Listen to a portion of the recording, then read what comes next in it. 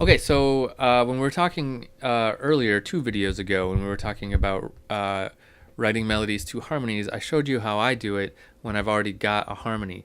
But let's look at another way. So I'm going to get rid of our melody here. And let's just walk through it again and let's come up with something different. I'm going to start with an eighth note this time. So I have here an A minor. Let's actually just fill out our harmony here so that we know exactly what chords we're dealing with.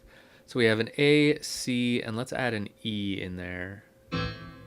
Okay, nice big A minor chord. Here we have a D and a B.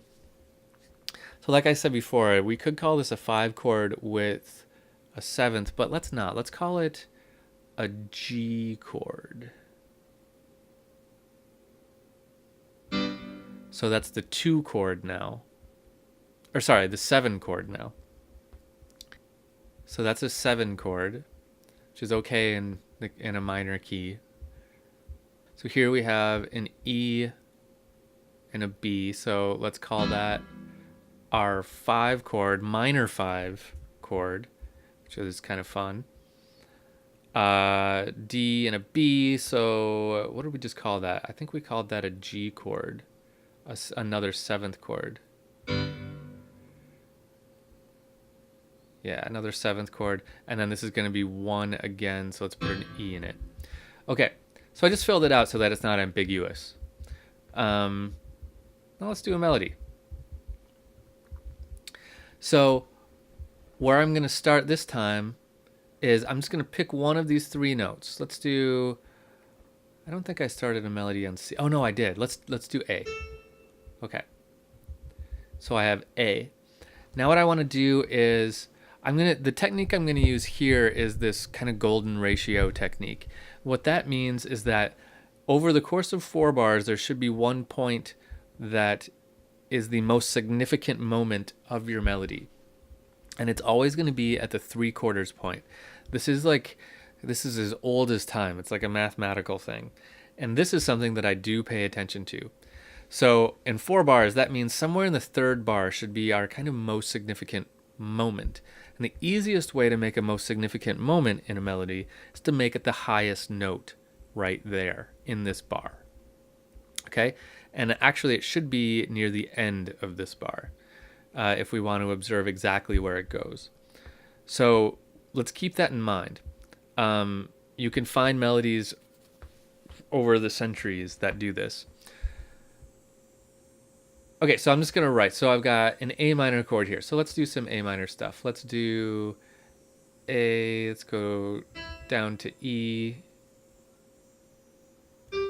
Let's do a G there because we're about to go to G. So I like that. Okay, let's do that. Now let's do a similar rhythm, but on the new chord. So now we're on a G. So let's go down to a D because that's in the chord.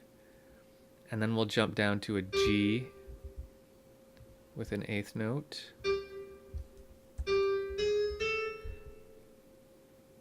A B because that's in the chord. So I'm just making these significant points chord tones. That's all I'm doing. This one goes by really fast. It's on an offbeat, so it doesn't need to be a chord tone. Let's make this a chord tone. So I'm on a G. Let's go back up to D.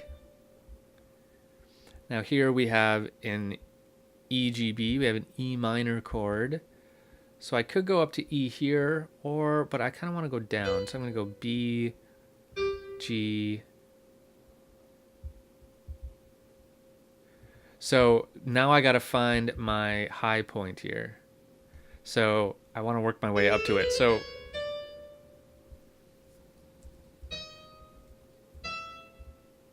let's go there. That's not my highest point because I've already hit it. So let's go a little higher.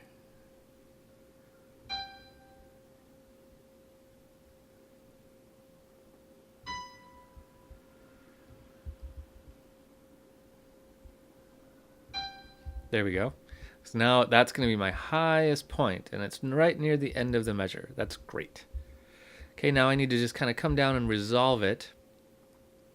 So I have another G chord here. Let's do something kind of fast.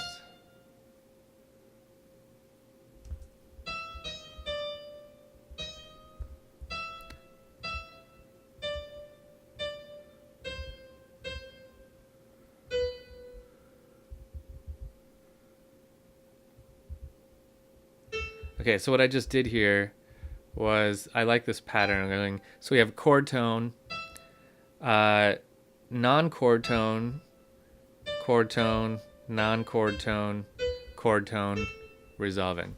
So I think that's going to sound kind of nice. Okay, but key is most important, most significant moment here, highest note. Let's hear it.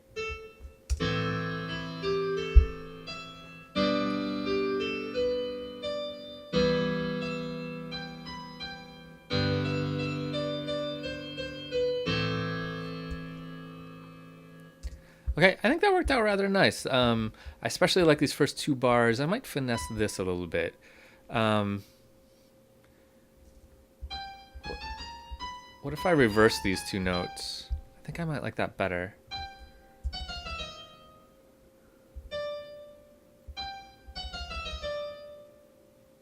Let's try that. I'm just putting this on a beat is all I really did, and then I just kind of adjusted some other stuff to fit well with it.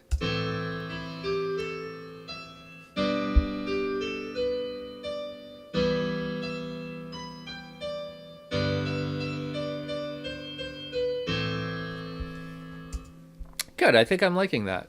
So there you go. All I did was pick chord tones, put some non-chord tones in between, and then aim for this highest moment right there, the 3/4 of the way. Now, if you're working on a melody that's 8 measures long, that's going to be near the end of the 6th measure. That's just kind of how we aim for these things. This goes all the way back to like Leonardo da Vinci, this 3/4 point thing. If you want more information on it, look up the golden ratio is what it's called. Also sometimes called the golden mean, things like that. Okay, let's do one more video on melody, and let's talk about using outside sources for melodies. This is kind of fun stuff.